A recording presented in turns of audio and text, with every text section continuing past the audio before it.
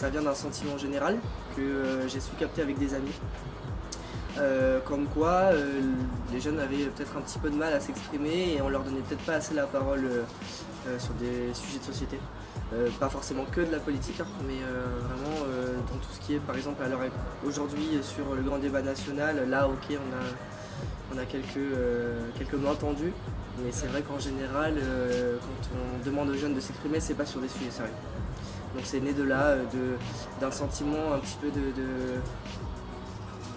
de laisser pour compte et on a décidé d'une idée comme ça qui est partie d'un coup à monter un truc voilà, du jour au lendemain et on est là.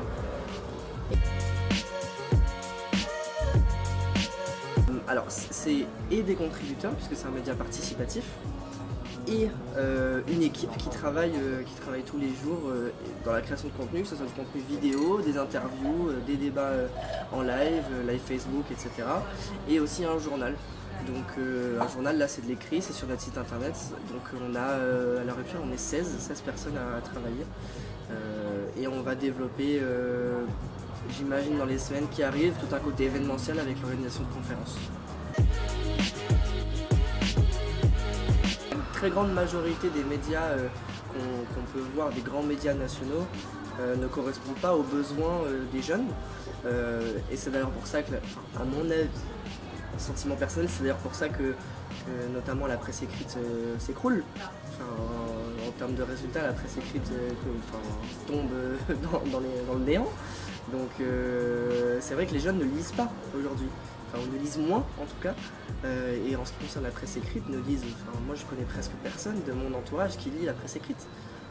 Donc à partir de ce moment-là, il faut savoir comment est-ce qu'on intéresse les jeunes, peut-être retravailler tout le contenu, faire de la vidéo, peut-être que la vidéo c'est beaucoup plus ludique déjà, c'est beaucoup plus intéressant pour les jeunes, et on essaye vraiment un petit peu de garder ce côté sérieux des grands médias nationaux, mais en ne se prenant pas au sérieux. C'est le plus important. Donc tout, par exemple, les formats de contenu comme Combini, Brut, c'est des contenus sur lesquels c'est des formats sur lesquels on peut prendre appui de temps en temps dans l'idée générale.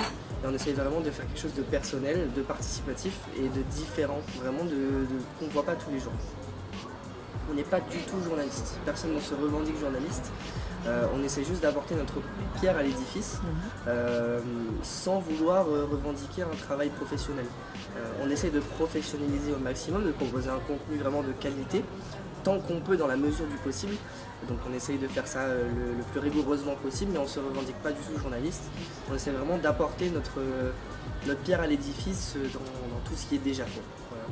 Et peut-être de proposer quelque chose de différent aussi.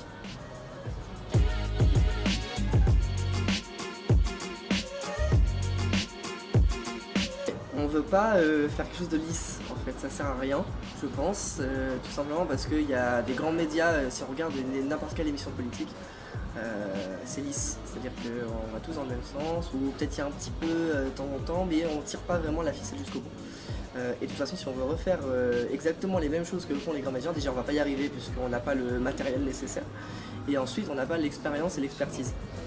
Alors nous, on va faire quelque chose à notre sauce, un peu irrévérencieux, de dire on doit rien à personne sauf à ceux qui nous soutiennent, et de taper un petit peu dans tout ça, de poser des questions dérangeantes, quand on accueille, par exemple, c'est prévu d'accueillir des politiques un peu plus expérimentés, de pas poser les mêmes questions que tout le monde repose à chaque fois, de vraiment taper dans le morceau et se dire bon bah au pire ça plaît pas, de toute façon c'est du live donc si ça marche pas ça retombe pas sur nous au final, donc on a envie vraiment d'aller fort dessus.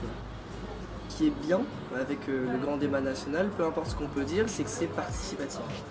Après, savoir ce que le gouvernement va en faire, c'est autre chose, mais c'est participatif et chacun peut proposer son initiative. Et c'est totalement dans l'esprit de ce qu'on propose nous. Alors oui, on a décidé de lancer un petit peu à la volée en fait, on s'est dit ah tiens les débats nationaux, on lance un truc. Ouais ok. Et on est parti comme ça, on s'est dit ok on trouve un lieu assez sympa, on fait un petit peu de communication dessus et on essaie de regrouper des gens autour des 4 grandes thématiques qui sont proposées. Et là, le premier s'est très bien passé et le but c'est pas juste de débattre pour rien. Donc c'est assez rythmé, donc à 45 minutes, maximum 1 heure, parce que c'est quand même de la politique donc ça risque de déborder. 45 minutes, on récupère 3 propositions qui sont votées à la fin dans tout ce qui est dit. Et on récupère 3 propositions et on les garde. Et une fois qu'on aura fait notre grand chelem, comme on l'appelle, donc c'est 4 débats tout le mois de février, tous les mercredis. Et une fois qu'on aura toutes les propositions et tous les débats, on soumet tout ça sur le site internet et on fait participer les gens techniquement.